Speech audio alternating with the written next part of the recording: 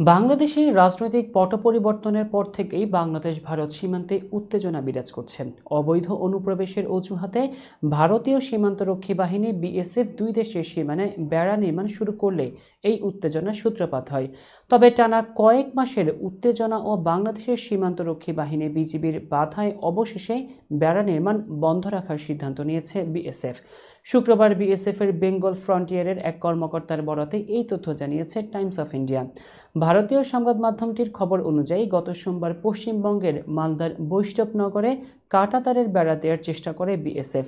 তবে বাংলাদেশের বিজিবি এতে আপত্তি জানিয়েছে। তারপরও মঙ্গলবার পুনরায় বেড়া নির্মাণের চেষ্টা করে বিএসএফ। তবে ওই দিন পতাকা বৈঠকের পর নির্মাণ কাজ ফের বন্ধ করা হয়। এরপর এটি আর শুরু হয়নি। বিএসএফ সাউথ বেঙ্গল ফ্রন্টিয়ারের সিনিয়র এক কর্মকর্তা জানান, যেহেতু বেড়া নির্মাণ জরুরি নয়, তাই অপ্রয়োজনীয় উত্তেজনা এড়াতে নির্মাণ কাজ বন্ধ রাখা হয়েছে।